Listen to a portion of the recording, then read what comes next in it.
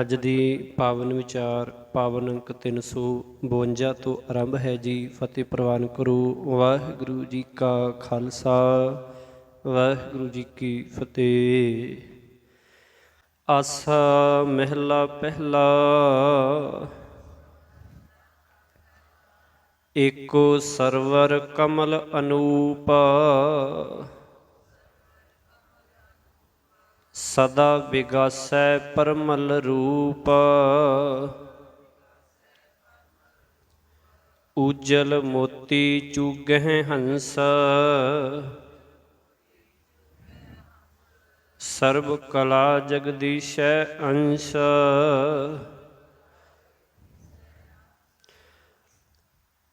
ਸਤਿਗੁਰੂ ਗੁਰੂ ਨਾਨਕ ਸਾਹਿਬ ਪਾਤਸ਼ਾਹ ਜੀ ਦਾ ਇਹ 12 ਨੰਬਰ ਸ਼ਬਦ ਹੈ। ਏਕੋ ਸਰਵਰ ਕਮਲ ਅਨੂਪ। ਸਰਵਰ ਭਾਵ ਸਰੋਵਰ। ਆਖਣ ਲੱਗੇ ਸਤ ਸੰਗਤ ਇੱਕ ਸਰੋਵਰ ਹੈ, ਜਿਸ ਵਿੱਚ ਸੰਤ ਜਨ ਜਿਹੜੇ ਗੁਰਮੁਖ ਨੇ ਉਹ ਸੋਹਣੇ ਕੌਲ ਫੁੱਲ ਨੇ। ਕਮਲ ਅਨੂਪ, ਉਪਮਾ ਰਹਿਤ ਕਮਲ ਦੇ ਫੁੱਲ ਵਾਂਗ ਨੇ। ਸਦਾ ਵਿਗਾਸੈ ਪਰਮਲ ਰੂਪ। ਸਤ ਸੰਗਤ ਉਹਨਾਂ ਨੂੰ ਨਾਮ ਦਾ ਜਲ ਦੇ ਕੇ ਸਦਾ ਖਿੜਾਈ ਰੱਖਦਾ ਹੈ। ਉਹਨਾਂ ਨੂੰ ਆਤਮਿਕ ਜੀਵਨ ਦੀ ਸੁਗੰਧੀ ਤੇ ਸੁੰਦਰਤਾ ਬਖਸ਼ਿਸ਼ ਕਰਦਾ ਹੈ, ਦਿੰਦਾ ਹੈ। ਉਜਲ ਮੋਤੀ ਚੂਗਹਿ ਹੰਸ।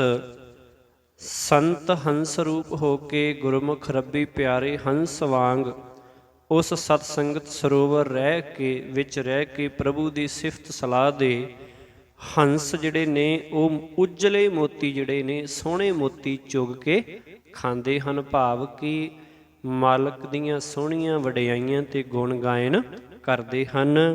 ਸਰਬ ਕਲਾ ਜਗਦੀਸ਼ੈ ਅੰਸ਼। ਆਖਣ ਲੱਗੇ ਤੇ ਇਸ ਤਰ੍ਹਾਂ ਸਾਰੀਆਂ ਤਾਕਤਾਂ ਦੇ ਮਾਲਕ ਸਰਬ ਕਲਾ ਜਗਦੀਸ਼ੈ ਕਿ ਸਾਰੀਆਂ ਕਲਾ ਦਾ ਮਾਲਕ ਹੈ ਜਿਹੜਾ ਜਗਦੀਸ਼ ਦਾ ਹਿੱਸਾ ਬਣੇ, ਅੰਸ਼ ਬਣੇ, ਭਾਵ ਹਿੱਸਾ ਬਣੇ ਰਹਿੰਦੇ ਨੇ ਤੇ ਉਸ ਮਾਲਕ ਦੇ ਨਾਲ ਉਹ ਇੱਕਮਿਕ ਹੋਏ ਰਹਿੰਦੇ ਨੇ, ਸਮਾਏ ਰਹਿੰਦੇ ਨੇ। ਜੋ ਦਿਸੈ ਸੋ ਉਪਜੈ ਬਿਨਸੈ, ਬਿਨ ਜਲ ਸਰਵਰ ਕਮਲ ਨ ਦੀਸੈ। ਰਹਾਉ ਬਿਰਲਾ ਬੂਝੈ ਪਾਵੈ ਭੇਦ, ਸਾਖਾਂ ਤੀਨ ਕਹਿ ਨਿਤ ਬੇਦ। ਨਾਦ ਬਿੰਦ ਕੀ ਸੁਰਤ ਸਮਾਈ, ਸਤਿਗੁਰ ਸੇਵ ਪਰਮ ਪਦ ਪਾਏ। ਜੋ ਦਿਸੈ ਸੋ ਉਪਜੈ ਬਿਨਸੈ। ਜੋ ਕੁਝ ਦਿਸ ਰਿਹਾ ਹੈ, ਭਾਵੇਂ ਸਾਰਾ ਸੰਸਾਰ ਜੋ ਨਜ਼ਰੀ ਪੈਂਦਾ ਹੈ, ਜੋ ਦਿਸਦਾ ਹੈ, ਇਹ ਪੈਦਾ ਹੁੰਦਾ ਹੈ ਅਤੇ ਨਾਸ਼ ਹੋ ਜਾਂਦਾ ਹੈ। ਬਿਨ ਜਲ ਸਰਵਰ ਕਮਲ ਨ ਦੀਸੈ। ਪਰ ਸਰੋਵਰ ਵਿੱਚ ਉੱਗਿਆ ਹੋਇਆ ਕੌਲ ਕਮਲ ਹੈ ਜਿਹੜਾ, ਉਹ ਪਾਣੀ ਤੋਂ ਬਿਨਾਂ ਨਹੀਂ ਹੈ। ਪਾਣੀ ਤੋਂ ਬਿਨਾਂ ਕਮਲ ਦਾ ਫੁੱਲ ਨਹੀਂ ਹੁੰਦਾ। ਇਸ ਵਾਸਤੇ ਉਹ ਨਾਸ਼ ਹੁੰਦਾ ਨਹੀਂ ਦਿਸਦਾ। ਭਾਵ ਕਿ ਜਿਹੜਾ ਜੇ ਪਾਣੀ ਨਾ ਹੋਏਗਾ, ਸਰਵਰ ਨਾ ਹੋਏਗਾ, ਤੇ ਫਿਰ ਉੱਥੇ ਕਮਲ ਦਾ ਫੁੱਲ ਨਾਸ਼ ਹੁੰਦਾ ਵੀ ਨਹੀਂ ਨਜ਼ਰ ਆਏਗਾ, ਕਿਉਂਕਿ ਉਹਨੇ ਹੋਣਾ ਹੀ ਨਹੀਂ। ਭਾਵ ਜਿਵੇਂ ਸਰੋਵਰ ਵਿੱਚ ਉੱਗਿਆ ਹੋਇਆ ਕੌਲ ਫੁੱਲ ਪਾਣੀ ਦੀ ਬਰਕਤ ਦੇ ਨਾਲ, ਪਾਣੀ ਦੇ ਕਰਕੇ ਹਰਿਆ ਭਰਿਆ ਰਹਿੰਦਾ ਹੈ, ਇਵੇਂ ਹੀ ਸਤ ਸੰਗਤ ਵਿੱਚ ਟਿਕੇ ਰਹਿਣ ਵਾਲੇ ਗੁਰਮੁਖ ਦਾ ਹਿਰਦਾ ਵੀ ਸਦਾ ਜਿਹੜਾ ਆਤਮਿਕ ਜੀਵਨ ਵਾਲਾ ਹਿਰਦਾ ਕੌਲ ਫੁੱਲ ਜਿਹੜਾ ਉਹ ਖਿੜਿਆ ਰਹਿੰਦਾ ਹੈ। ਰਹਾਉ ਬਿਰਲਾ ਬੂਝੈ ਪਾਵੈ ਭੇਦ। ਆਖਣ ਲੱਗੇ ਕਿ ਸਤ ਸੰਗਤ ਸਰੋਵਰ ਦੀ ਇਸ ਗੁਪਤ ਕਦਰ ਨੂੰ ਕੋਈ ਵਿਰਲਾ ਮਨੁੱਖ ਹੀ ਸਮਝਦਾ ਹੈ। ਕੋਈ ਵਿਰਲਾ ਹੀ ਸਤ ਸੰਗਤ ਦੀ ਇਸ ਸਰੋਵਰ ਦੀ ਸੋਝੀ ਪ੍ਰਾਪਤ ਕਰਦਾ ਹੈ। ਸਾਖਾਂ ਤੀਨ ਕਹਿ ਨਿਤ ਬੇਦ। ਸਾਖਾਂ ਤੀਨ ਭਾਵ ਤਿੰਨ ਅਵਸਥਾਵਾਂ ਜਿਹੜੀਆਂ ਮਾਇਆ ਦੀਆਂ ਨੇ। ਆਖਣ ਲੱਗੇ ਜਗਤ ਆਮ ਤੌਰ 'ਤੇ ਤ੍ਰਿਗੁਣੀ ਸੰਸਾਰ ਦੀਆਂ ਗੱਲਾਂ ਕਰਦਾ ਹੈ। ਵੇਦ ਵੀ ਤ੍ਰਿਗੁਣੀ ਸੰਸਾਰ ਦਾ ਹੀ ਜ਼ਿਕਰ ਕਰਦਾ ਹੈ, ਭਾਵ ਕਿ ਸੰਸਾਰੀ ਗੱਲਾਂ ਦੇ ਵਿੱਚ ਹੀ ਹਮੇਸ਼ਾ ਮਨੁੱਖ ਫਸਿਆ ਰਹਿੰਦਾ ਹੈ। ਇਹ ਮਾਇਆ ਦੀਆਂ ਬਾਤਾਂ ਹੀ ਪੈਂਦੀਆਂ ਨੇ। ਨਾਦ ਬਿੰਦ ਕੀ ਸੁਰਤ ਸਮਾਏ, ਨਾਦ ਭਾਵ ਸ਼ਬਦ, ਆਵਾਜ਼, ਬਾਣੀ, ਬਿੰਦ ਭਾਵ ਬਿੰਦ ਲੈਣਾ, ਜਾਣ ਲੈਣਾ। ਆਖਣ ਲੱਗੇ ਕਿ ਸਤਸੰਗਤ ਵਿੱਚ ਰਹਿ ਕੇ, ਸਤਸੰਗਤ ਰੂਪੀ ਸਰੋਵਰ ਵਿੱਚ ਟਿਕ ਕੇ ਜਿਸ ਮਨੁੱਖ ਦੀ ਸੁਰਤ ਪਰਮਾਤਮਾ ਦੀ ਸਿਫਤ ਸਲਾਹ ਦੀ ਬਾਣੀ ਦੀ ਸੂਝ ਵਿੱਚ ਫਿਰ ਲੀਨ ਰਹਿੰਦੀ ਹੈ, ਸਤਿਗੁਰ ਸੇਵ ਪਰਮ ਪਦ ਪਾਏ। ਆਖਣ ਲੱਗੇ ਉਹ ਆਪਣੇ ਗੁਰੂ ਦੇ ਦੱਸੇ ਰਾਹ ਉੱਤੇ ਤੁਰ ਕੇ ਪਰਮ ਅਵਸਥਾ, ਉੱਚੀ ਆਤਮਿਕ ਅਵਸਥਾ ਹਾਸਲ ਕਰ ਲੈਂਦਾ ਹੈ। ਪਰ ਇਹ ਸਭ ਕੁਝ ਕੀ ਹੈ? ਮਾਲਕ ਦੇ ਸ਼ਬਦ ਦੇ ਵਿੱਚ ਸੁਰਤ ਟਿਕਾਇਆ ਹੀ ਪ੍ਰਾਪਤ ਹੁੰਦਾ ਹੈ। ਮੁਕਤੋ ਰਾਤੋ ਰੰਗ ਰਵੰਤੋ, ਰਾਜਨ ਰਾਜ ਸਦਾ ਬਿਕਸੰਤੋ, ਜਿਸ ਤੂੰ ਰਾਖਹਿ ਕਿਰਪਾ ਧਾਰ, ਬੂੜਤ ਪਾਹਨ ਤਾਰਹਿ ਤਾਰ। ਮੁਕਤੋ ਰਾਤੋ ਰੰਗ ਰਵੰਤੋ, ਰਵੰਤ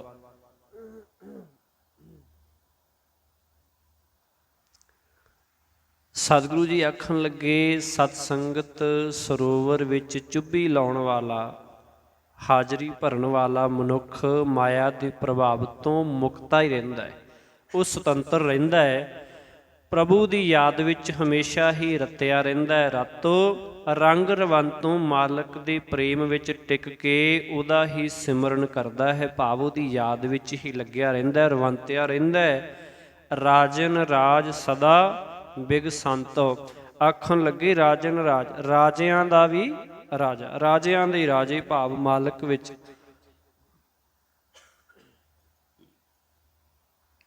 ਪਾਤਸ਼ਾਹ ਜੀ ਕਹਿਣ ਲੱਗੇ ਬਿਗਸੰਤੋ ਭਾਵ ਬਿਗਸਦਾ ਹੈ, ਖਿੜਿਆ ਰਹਿੰਦਾ ਹੈ, ਕਿ ਰਾਜਿਆਂ ਦੇ ਰਾਜੂ ਪ੍ਰਭੂ ਵਿੱਚ ਜੁੜਿਆ ਰਹਿ ਕੇ ਸਦਾ ਪ੍ਰਸੰਨ ਚੇਤੀ ਰਹਿੰਦਾ ਹੈ, ਉਹ ਸਦਾ ਹੀ ਚੜ੍ਹਦੀ ਕਲਾ 'ਚ ਰਹਿੰਦਾ ਹੈ। ਜਿਸ ਤੂੰ ਰਾਖਹਿ ਕਿਰਪਾ ਧਾਰ, ਹੇ ਪ੍ਰਭੂ ਇਹ ਤੇਰੀ ਮਿਹਰ ਹੈ, ਬਖਸ਼ਿਸ਼ ਹੈ, ਕਿਰਪਾ ਹੈ, ਤੂੰ ਮਿਹਰ ਕਰਕੇ ਜਿਸ ਨੂੰ ਮਾਇਆ ਦੇ ਅਸਰ ਤੋਂ ਪ੍ਰਭਾਵ ਤੋਂ ਬਚਾ ਲੈਂਦਾ ਹੈ ਉਹ ਮਨੁੱਖ ਬਚ ਜਾਂਦਾ ਹੈ। ਬੂਡਤ ਪਾਹਨ ਤਾਰਹਿ ਤਾਰ, ਆਖਣ ਲੱਗੇ ਪਾਹਨ ਤੋਂ ਭਾਵ ਪੱਥਰ, ਆਖਣ ਲੱਗੇ ਤੂੰ ਆਪਣੇ ਨਾਮ ਦੀ ਬੇੜੀ ਵਿੱਚ ਵੱਡੇ ਵੱਡੇ ਪੱਥਰ ਦਿਲਾਂ ਨੂੰ ਵੀ ਤਾਰ ਲੈਣਾ ਹੈ, ਭਾਵ ਕਿ ਜਿਹੜੇ ਪੱਥਰ ਦਿਲ ਹੋ ਚੁੱਕੇ ਨੇ ਨਾ ਇਸ ਸੰਸਾਰ ਵਿੱਚ ਰਹਿ ਕੇ, ਤੇਰੇ ਨਾਮ 'ਚ ਤੇਰੀ ਬਾਣੀ 'ਚ ਇੰਨੀ ਕੁ ਬਖਸ਼ਿਸ਼ ਹੈ, ਇੰਨੀ ਕੁ ਤਾਕਤ ਹੈ ਕਿ ਉਹ ਪੱਥਰ ਦਿਲ ਵੀ ਜਿਹੜੇ ਨੇ ਉਹ ਬਚ ਜਾਂਦੇ ਨੇ, ਉਹ ਤਰ ਜਾਂਦੇ ਹਨ। ਤ੍ਰਿਭਵਨ ਮੈਂ ਜੋਤ ਤ੍ਰਿਭਵਨ ਮਹਿ ਜਾਣਿਆ,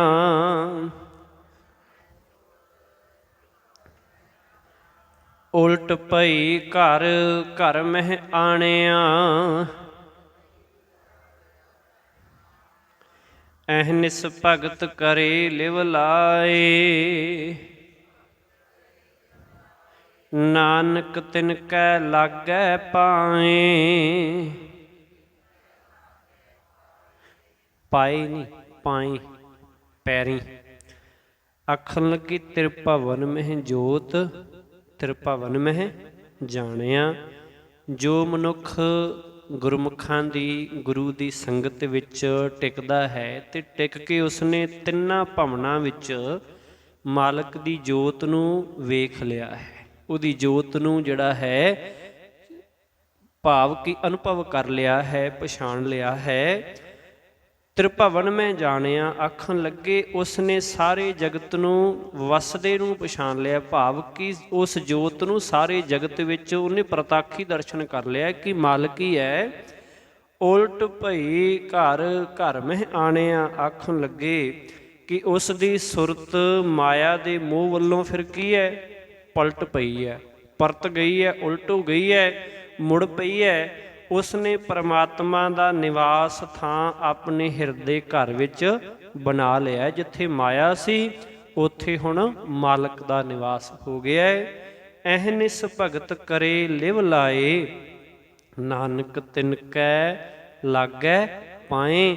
ਆਖਣ ਲੱਗੇ ਉਹ ਸੁਰਤ ਜੋੜ ਕੇ ਅਹਨਸ ਨੂੰ ਭਾਵ ਦਿਨ ਰਾਤ ਭਗਤੀ ਕਰਦਾ ਹੈ, ਮਾਲਕ ਦੇ ਨਾਮ ਵਿੱਚ ਕਿਰਤ ਕਰਦਾ ਹੋਇਆ, ਕਰਮ ਕਰਦਾ ਹੋਇਆ ਜੁੜਿਆ ਰਹਿੰਦਾ ਹੈ। ਨਾਨਕ ਅਜਿਹੇ ਵਡਭਾਗੀ ਮਨੁੱਖਾਂ ਗੁਰਮੁਖਾਂ ਦੀ ਚਰਨੀ ਲੱਗਦਾ ਹੈ, ਭਾਵ ਉਹਨਾਂ ਤੋਂ ਬਲਿਹਾਰ ਜਾਂਦਾ ਹੈ। ਆਸਾ ਮਹਿਲਾ ਪਹਿਲਾ, ਗੁਰਮਤਿ ਸਾਚੀ ਹੁਜਤ ਦੂਰ। ਬਹੁਤ ਸਿਆਣਪ ਲਾਗੈ ਧੂਰ, ਲਾਗੀ ਮੈਲ ਮਿਟੈ ਸਚ ਨਾਏ। ਗੁਰ ਪ੍ਰਸਾਦ ਰਹਿ ਲਿਵ ਲਾਏ। ਅੱਜ ਥੋੜੀ ਜੀ ਗਲੇ ਦੇ ਵਿੱਚ ਦਿੱਕਤ ਹੈ, ਇਸ ਕਰਕੇ ਆਪਾਂ ਆਰਾਮ ਨਾਲ ਕਰ ਰਹੇ। ਗੁਰਮਤ ਸਾਚੀ ਹੁਜਤ ਦੂਰ।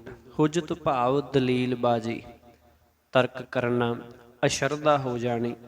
ਆਖਣ ਲੱਗੇ ਜੋ ਮਨੁੱਖ ਗੁਰੂ ਦੀ ਇਸ ਮੱਤ ਨੂੰ ਦ੍ਰਿੜ ਕਰਕੇ ਧਾਰਦਾ ਹੈ, ਆਪਣੇ ਹਿਰਦੇ ਵਿੱਚ ਪੱਕੀ ਕਰਦਾ ਹੈ, ਪਰਮਾਤਮਾ ਦੀ ਅੰਗ ਸੰਗਤਾ ਬਾਰੇ, ਪਰਮਾਤਮਾ ਦੇ ਹਾਜ਼ਰ ਨਾਜ਼ਰ ਹੋਣ ਬਾਰੇ ਉਸ ਮਨੁੱਖ ਦੀ ਜਿਹੜੀ ਅਸ਼ਰਧਾ ਹੈ, ਜਿਹੜਾ ਤਰਕ ਹੈ, ਉਹ ਕੀ ਦੂਰ ਹੋ ਜਾਂਦਾ ਹੈ। ਜਿਹੜਾ ਆਖਦਾ ਹੈ ਕਿ ਮਾਲਕ ਹੈ ਹੀ ਨਹੀਂ, ਪਰ ਜਦੋਂ ਉਹ ਗੁਰੂ ਦੀ ਮੱਤ ਨੂੰ ਦ੍ਰਿੜ ਕਰਦਾ ਹੈ, ਗੁਰੂ ਦੀ ਮੱਤ ਨੂੰ ਸਮਝਦਾ ਹੈ, ਤੇ ਉਹਦਾ ਇਹ ਭਟਕਣਾ, ਇਹ ਅਸ਼ਰਧਾ, ਇਹ ਉਹਦੀ ਹੁਜਤ, ਇਹ ਦਲੀਲਬਾਜ਼ੀ ਇਹ ਦੂਰ ਹੋ ਜਾਂਦੀ, ਇਹ ਉਹਦੀ ਭਟਕਣਾ ਮੁੱਕ ਜਾਂਦੀ, ਅਸ਼ਰਧਾ ਖਤਮ ਹੋ ਜਾਂਦੀ ਹੈ।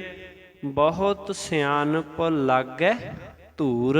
ਆਖਣ ਲੱਗੇ ਗੁਰੂ ਦੀ ਮੱਤ ਉੱਤੇ ਸ਼ਰਧਾ ਦੇ ਥਾਂ ਤੇ ਮਨੁੱਖ ਦੀਆਂ ਆਪਣੀਆਂ ਬਹੁਤ ਚਤੁਰਾਈਆਂ ਨਾਲ, ਬੜੀਆਂ ਸਿਆਣਪਾਂ ਦੇ ਨਾਲ ਮਨ ਵਿੱਚ ਵਿਕਾਰਾਂ ਦੀ ਮੈਲ ਇਕੱਠੀ ਹੁੰਦੀ ਹੈ।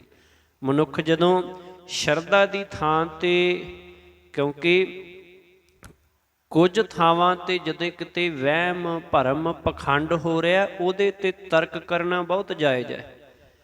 ਪਰ ਜੋ ਗੱਲ ਸੱਚ ਹੈ, ਜੋ ਮਾਲਕ ਜਾਂ ਗੁਰੂ ਦੀ ਬਾਣੀ ਕਹਿ ਰਹੀ ਹੈ, ਜੇ ਉਹਦੇ ਤੇ ਤਰਕ ਕਰਨਾ, ਹਾਂ ਇੱਕ ਗੱਲ ਹੈ ਕਿ ਗੁਰੂ ਦੀ ਬਾਣੀ ਦਾ ਅਸੀਂ ਅਰਥ ਕਿਤੇ ਗਲਤ ਕਰ ਲਿਆ, ਉਹਦੇ ਤੇ ਤਰਕ ਕੀਤਾ ਜਾ ਸਕਦਾ ਕਿ ਨਹੀਂ, ਇਹਦੇ ਆਹ ਅਰਥ ਨਹੀਂ, ਆਹ ਅਰਥ ਹੋ ਸਕਦੇ ਆ, ਸਤਿਗੁਰੂ ਨੇ ਆਹ ਕਿਹਾ।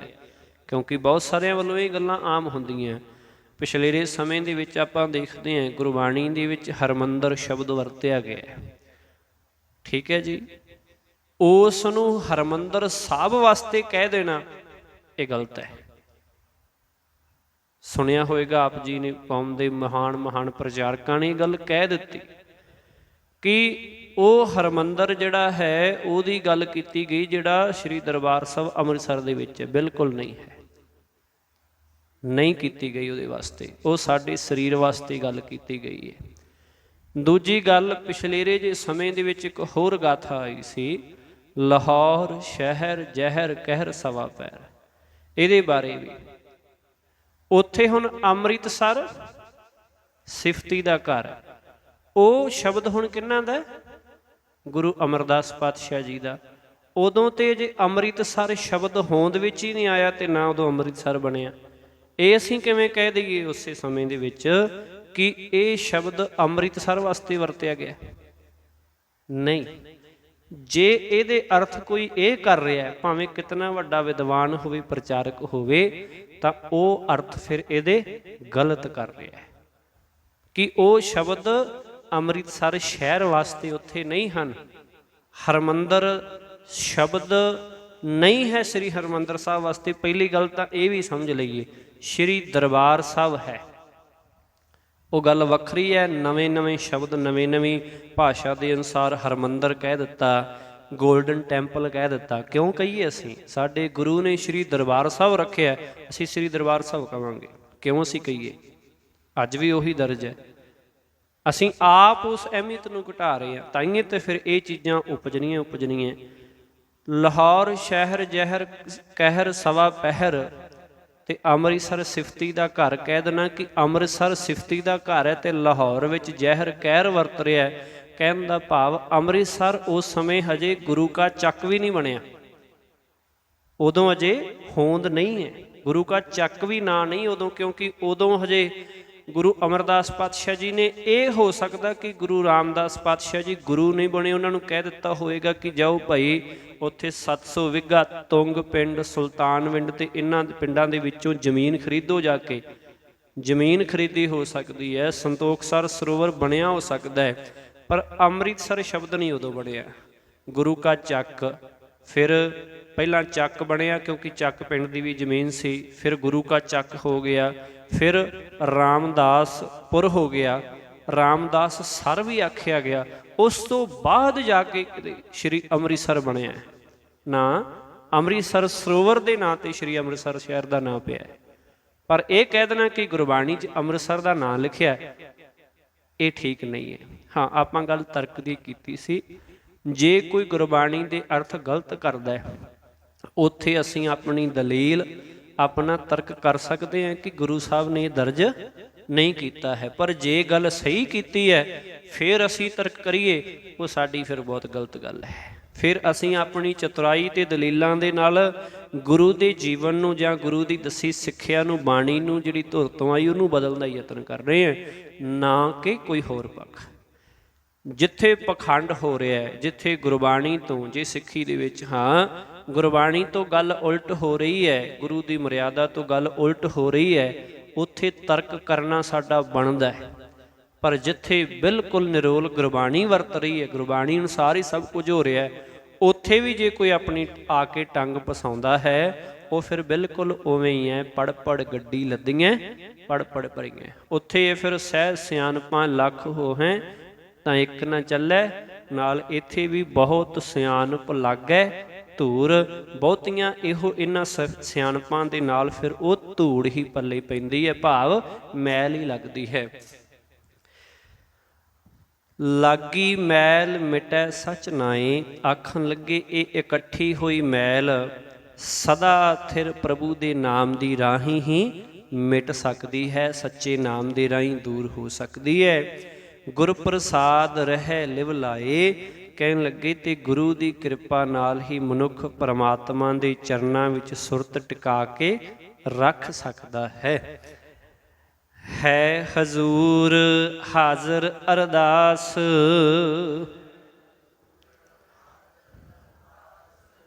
ਦੁਖ ਸੁਖ ਸਾਚ ਕਰਤੇ ਪ੍ਰਭ ਪਾਸ ਰਹਾਉ।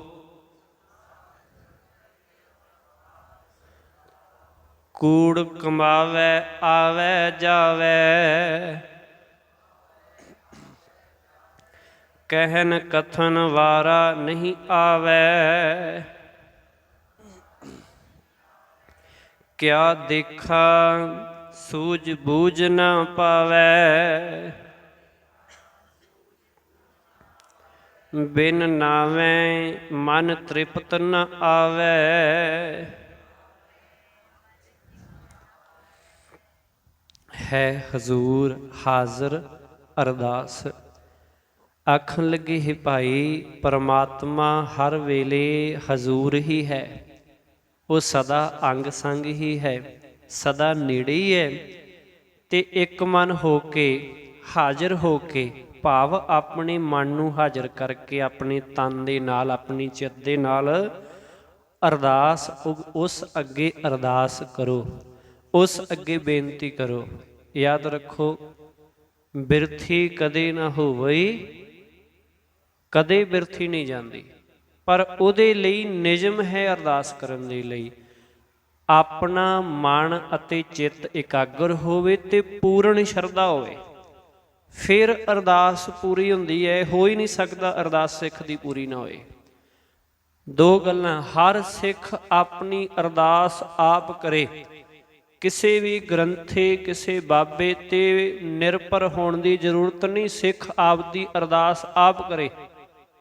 ਦੂਜੀ ਗੱਲ, ਜੇ ਕਰਾਉਣ ਦੀ ਜ਼ਰੂਰਤ ਵੀ ਪੈ ਗਈ ਹੈ ਤੇ ਇੰਜ ਕਹਿ ਲਈਏ ਕਿ ਜੇਕਰ ਉੱਥੇ ਸ਼ਰਧਾ ਪੂਰਨ ਹੋਣੀ ਚਾਹੀਦੀ ਹੈ, ਕਰਨ ਵਾਲੇ ਦੀ ਵੀ ਤੇ ਕਰਾਉਣ ਵਾਲੇ ਦੀ ਵੀ। ਇਹ ਨਾ ਹੋਏ ਕਿ ਅਰਦਾਸਾਂ ਭਾਵੇਂ ਮਹੀਨੇ 'ਚ 30 ਵਾਰੀ ਕਰਾ ਲਈਏ ਤੇ ਮਨ ਇੱਕ ਦਿਨ ਵੀ ਨਾ ਜੁੜਿਆ ਹੋਏ, ਉਸ ਕੀਤੀ ਦਾ ਕੋਈ ਫਾਇਦਾ ਨਹੀਂ ਹੈ, ਉਸ ਅਰਦਾਸ ਕੀਤੀ ਦਾ ਲਾਭ ਨਹੀਂ ਹੈ। ਕਿਉਂਕਿ ਨਾ ਉਹਦੇ ਵਿੱਚ ਜੇ ਇੰਜ ਕਹਿ ਲਈ ਕਿ ਕਰਨ ਵਾਲੇ ਦਾ ਧਿਆਨ ਹੋਵੇ ਕਿ ਜੇ ਕਰਾਉਣ ਦੀ ਜ਼ਰੂਰਤ ਪੈ ਗਈ ਹੈ। ਪਹਿਲੀ ਗੱਲ, ਸਿੱਖ ਅਰਦਾਸ ਆਪਣੀ ਆਪ ਕਰੇ। ਦੂਜੀ ਗੱਲ ਕਿ ਕਰਾਣੀ ਹੈ ਤੇ ਆਪਦੀ ਵੀ ਸ਼ਰਧਾ ਹੋਵੇ ਤੇ ਜਿਹੜਾ ਕਰਦਾ ਹੈ ਉਹਦੇ ਵਿੱਚ ਵੀ ਸ਼ਰਧਾ ਹੋਣੀ ਚਾਹੀਦੀ, ਕਿ ਉਹਨੂੰ ਭਰੋਸਾ ਇਹ ਨਹੀਂ ਕਿ ਧਿਆਨ ਉਹਦਾ ਆਸੇ ਪਾਸੇ ਹੋਵੇ ਤੇ ਫੜ ਕੇ ਦੋ ਤਾਂ ਬਾਬਾ ਜੀ ਅਰਦਾਸ ਕਰਿਓ, ਇੰਜ ਨਹੀਂ। ਧਿਆਨ ਚਿੱਤ ਲਾ ਕੇ ਕੀਤੀ ਹੋਈ ਅਰਦਾਸ ਹਮੇਸ਼ਾ ਪੂਰਨ ਹੁੰਦੀ, ਕਦੇ ਬਿਰਥੀ ਜਾਂਦੀ ਨਹੀਂ।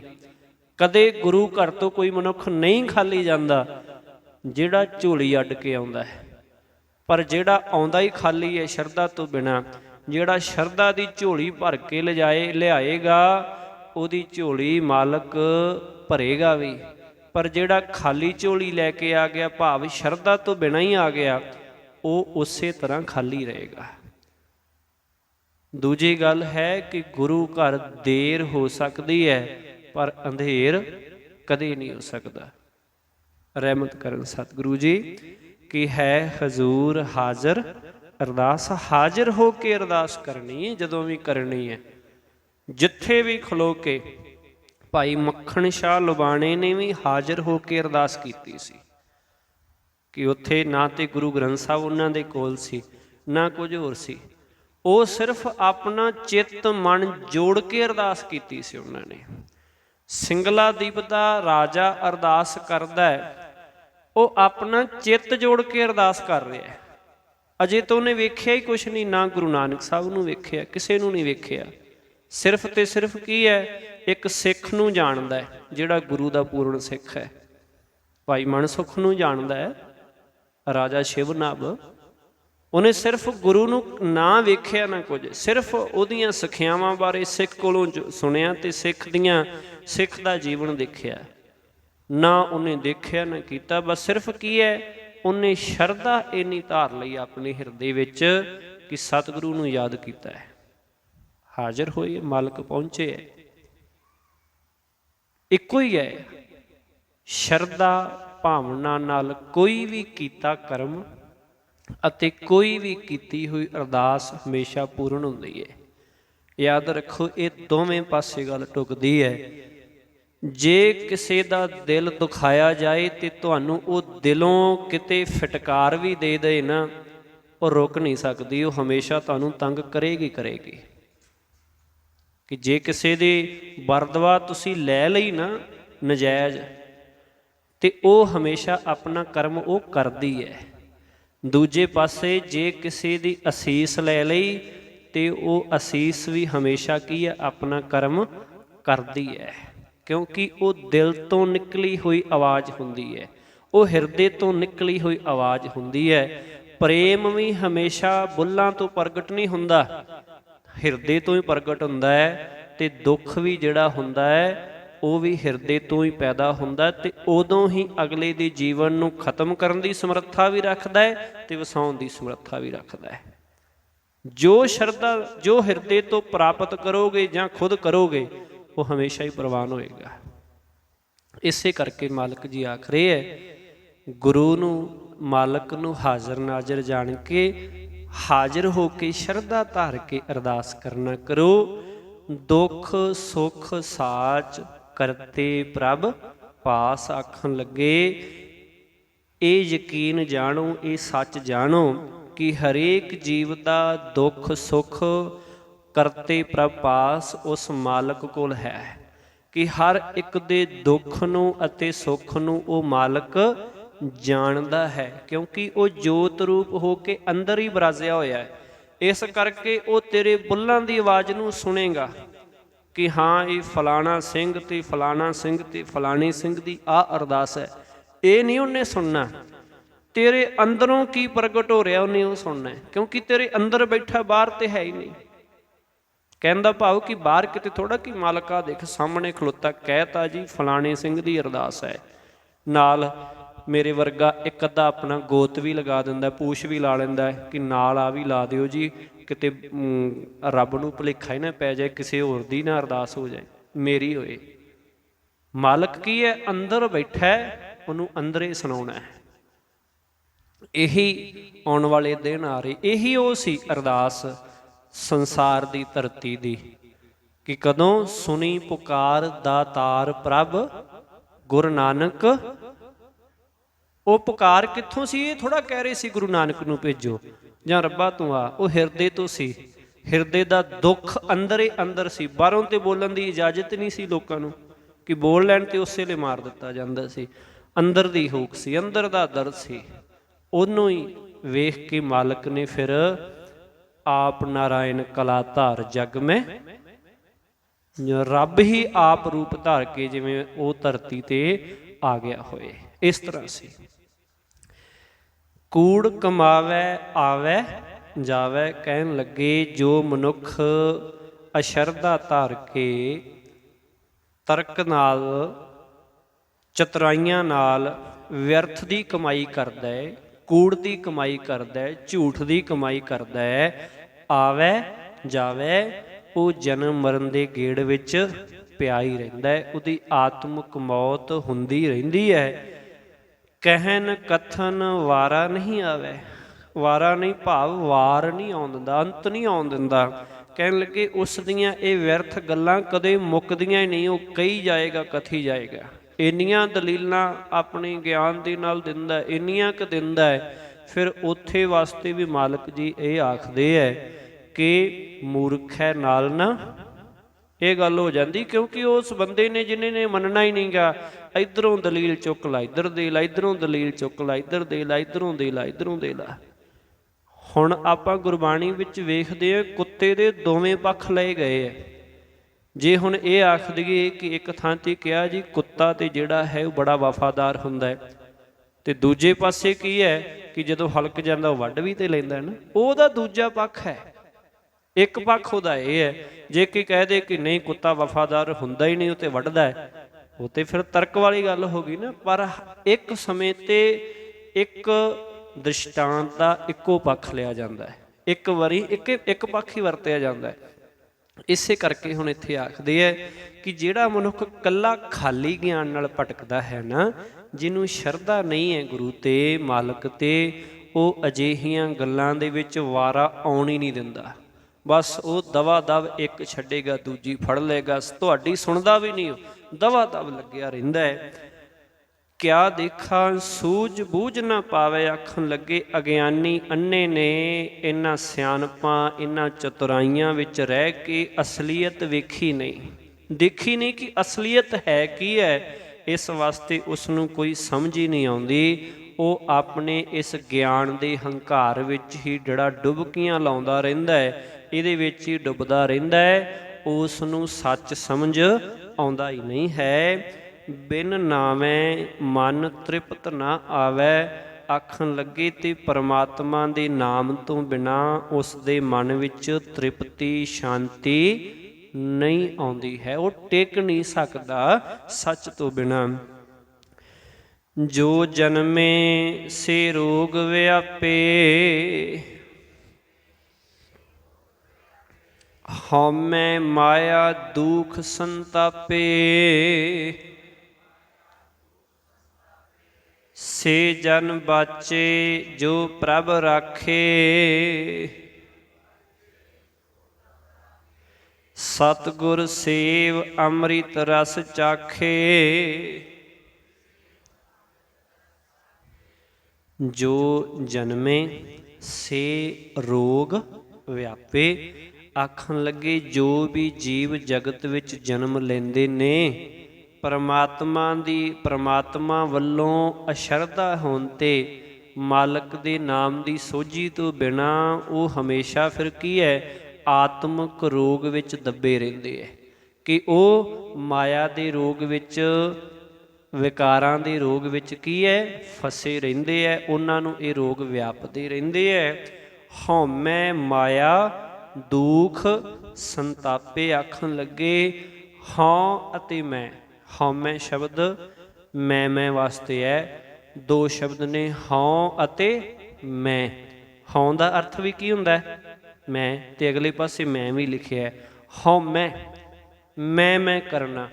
ਆਖਣ ਲੱਗੇ ਮਾਇਆ ਦੁਖ ਸੰਤਾਪੇ, ਹਉਮੈ ਦੇ ਦੁੱਖ ਵਿੱਚ, ਮਾਇਆ ਦੇ ਮੋਹ ਦੇ ਦੁੱਖ ਵਿੱਚ ਉਹ ਸਦਾ ਕੀ ਹੈ ਸੰਤਾਪ ਹੀ ਭੋਗਦੇ ਹੈ, ਸਦਾ ਉਹ ਦੁੱਖ ਹੀ ਪ੍ਰਾਪਤ ਕਰਦੇ ਹੈ। ਸੇ ਜਨ ਬਾਚੇ ਜੋ ਪ੍ਰਭ ਰਾਖੇ, ਬਾਚੇ ਤੋਂ ਭਾਵ ਬਚੇ। ਆਖਣ ਲੱਗੇ ਇਸ ਰੋਗ ਤੋਂ, ਇਸ ਦੁੱਖ ਤੋਂ ਉਹੀ ਮਨੁੱਖ ਬਚਦੇ ਹਨ ਜਿਨ੍ਹਾਂ ਦੀ ਪ੍ਰਭੂ ਨੇ ਆਪ ਰੱਖਿਆ ਕੀਤੀ ਹੈ, ਆਪ ਰਾਖੀ ਕੀਤੀ ਹੈ। ਸਤਿਗੁਰ ਸੇਵ ਅੰਮ੍ਰਿਤ ਰਸ ਚਾਖੇ, ਆਖਣ ਲੱਗੇ ਜਿਨ੍ਹਾਂ ਨੇ ਗੁਰੂ ਦੇ ਦੱਸੇ ਰਸਤੇ ਉੱਤੇ ਤੁਰ ਕੇ ਪ੍ਰਭੂ ਦਾ ਨਾਮ ਅੰਮ੍ਰਿਤ ਚਖਿਆ ਹੈ, ਅੰਮ੍ਰਿਤ ਨਾਮ ਚਖਿਆ ਹੈ, ਉਹਦੇ ਨਾਮ ਨਾਲ ਸਾਂਝ ਪਾਈ ਹੈ, ਉਹਦੀਆਂ ਦਿੱਤੀਆਂ ਸਿੱਖਿਆਵਾਂ ਦੇ ਅਨੁਸਾਰ ਜੀਵਨ ਜੀਵਿਆ ਹੈ, ਉਹਨਾਂ ਨੇ ਹੀ ਜਿਹੜਾ ਹੈ ਇਸ ਮਾਲਕ ਦੇ ਨਾਮ ਦਾ ਅੰਮ੍ਰਿਤ ਰਸ ਚਖਿਆ ਹੈ। ਚਲਤੋ ਮਨ ਰਾਖੈ ਅੰਮ੍ਰਿਤ ਚਾਖੈ,